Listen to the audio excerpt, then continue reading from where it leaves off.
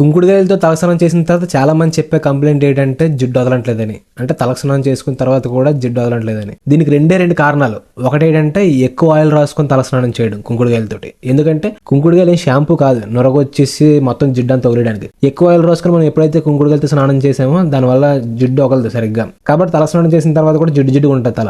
ఇంకోటి ఏంటంటే సరిగ్గా రుద్దుకోకపోవడం అంటే మరీ గట్టిగా రుద్దిమని చెప్పట్లేదు, మీరు నార్మల్ గా రుద్దుకోవాలి. కొన్నిసార్లు అది కూడా రుద్దరు చాలా మంది. షాంపూ ఏంటంటే నార్మల్ గా చేసేసరికి స్మూత్ ఉంటుంది కాబట్టి రుత్తారు, కానీ కుంకుడుగాయలు వాటర్ లాగా ఉంటారు కాబట్టి బరక అన్నట్టు అనిపిస్తుంది అని చాలా మంది రుద్దరు. మామూలుగా కొంచెం వాటర్ వేసుకుని ఎలగలగా అనేసి వాటర్ వేసేస్తారు, దీనివల్ల జిడ్డు సరిగ్గా వదలదు. కాబట్టి ఈసారి నుంచి ఆయిల్ కొంచెం తక్కువ రాయండి, లేదా నీట్ గా రుద్దుకోకపోతే నీట్ గా రుద్దుకోండి. ఆయిల్ తక్కువ రాయమండం అంటే కావాల్సినంత రాసుకోండి, ఎక్కువ రాసుకోవద్దని అర్థం. చాలా మంది ఎక్కువ రాసేసుకుంటారు, ఫుల్ గా జిడ్డు చేసుకున్నట్టు. అలా రాసుకోవద్దని అర్థం. ఆయిల్ తగినంత రాయండి. లేదు మేము ఆయిల్ తగినంత రాస్తున్నాం, తల కూడా శుభ్రంగా క్లీన్ చేసుకుంటున్నాం, అయినా సరే మాకు జిడ్డు వదలట్లేదు అంటే పర్లేదు, జిడ్డుతోనండి. ఎందుకంటే షాంపూ చేసుకుని హెయిర్ ని పాడు చేసుకోవడం కన్నా కుంకుడుగాయలు రాసుకొని జిడ్డు తలతో ఉండడమే బెటర్. కాబట్టి జిడ్డున్నా పర్లేదు, ఏట్ అయిపోదు, మీకు సన్ నుంచి కొంచెం ప్రొటెక్షన్ కూడా దొరుకుతుంది, చిక్కులు కూడా పడవు. ఇదిగోండి ఇప్పుడే కుంకుడుగాయలతో తలస్నానం చేశాను, మీరు చూస్తే జిడ్డు కూడా వదలలేదు, అయినా ఏం పర్లేదు.